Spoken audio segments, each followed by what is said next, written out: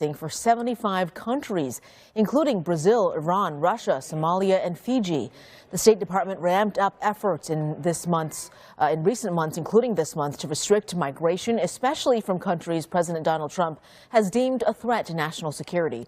The visa order goes into effect a week from today. The pause does not apply to non-immigrant visas like student and tourist visas or for visitors who are looking to travel to the U.S. for the World Cup this summer. A Tacoma woman threatens to kill city employees, and the threats were so serious, Tacoma City Hall went into lockdown. Now she faces multiple felony charges. According to court documents, 63-year-old Kimberly Ellefson sent 30 emails over a short period threatening workers, saying in part, quote, "I got an AK-47 and I'm going to come kill you." A city employee says she was a former Human Services commissioner in the city of Tacoma. Because of the nature of the threats, Tacoma police called in a SWAT team to arrest her at her home. She's been charged with 4 counts of felony harassment for threats to kill and 1 count of obstructing a law enforcement officer. The superintendent of the White Pass School District now arrested on suspicion of child porn. We brought this to you as breaking news this morning. The Longview Police Department says 52-year-old Gregory Teal from Kelso was taken into custody yesterday for alleged possession and distribution of child porn online. Police say there's no evidence showing any students within the district were involved, but the district itself sent out a message to parents saying they had no idea he was arrested until the police department announced it on social media.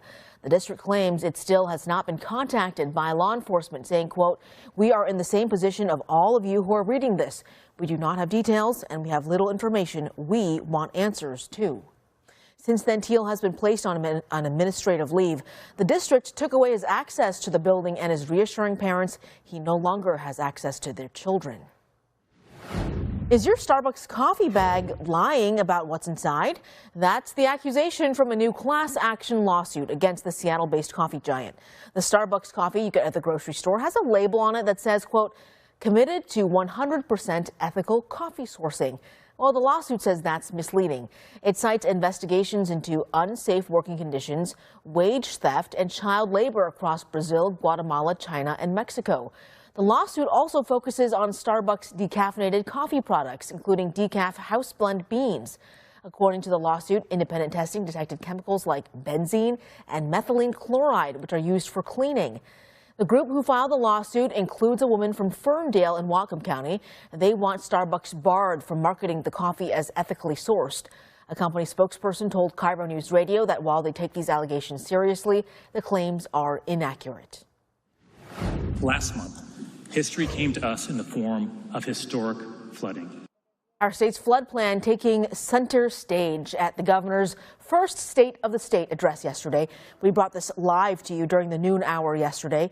He called those floods a, quote, "defining challenge of what's to come in 2026. During his speech, he outlined a long agenda of priorities for the session. A few that caught our attention: a proposed millionaire's tax on people who earn more than $1 million per year, a dedication to government efficiency, and programs centered around making Washington more affordable. To learn about all of these plans, you can head to our website, KIRO7.com. Now, the governor also taking a moment during his address to urge lawmakers to pass one law in particular that would limit when police and federal officers can cover their faces. Senate Bill 5855 would require officers to be clearly identifiable with a visible name tag or ID and would not be allowed to wear things that disguise their identity like masks. The proposal also gives people a new legal option. Anyone detained by an officer who is violating the rule could file a civil lawsuit. A change to our state's 3 strikes law could let convicted felons out of jail. That's something else that is being discussed by lawmakers today. So if that person got their first strike as a minor, that could all change. This is, again, something lawmakers are discussing. Well, victims are now speaking out about this. We will be hearing from them in 30 minutes. Today in Olympia, community members, foster parents, and child advocates are gathering at the Capitol to rally to keep kids safe. It starts in less than an hour on the steps of the Legislative Building.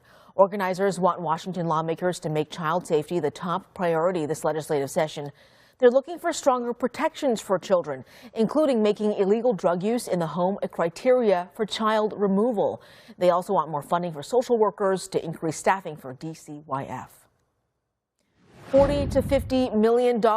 That is the price tag on the estimated damage to roads in last month's historic flooding. The state signed 16 contracts for emergency repairs, including at Highway 2, where the road from milepost 58 to 70 is still closed. Damages to US 2 also impacted access to Stevens Pass Ski Resort for 9 days. The resort says most eligible pass holders will get a 7% refund, since those 9 days accounted for about 7% of the resort's seasonal operating schedule. The resort says the days without snow on the slopes will not be refunded. Pass holders have been sent an email detailing how it works. Fake deputies are calling, claiming you'll be arrested, and tricking people out of thousands. How these scams work so you know what to avoid. Electricity bills are soaring, and now Microsoft is stepping in to cover the cost. Whose bills the company plans to cover? And dozens of people are dead after a train accident in Thailand. What caused that train to crash, causing all of this devastation?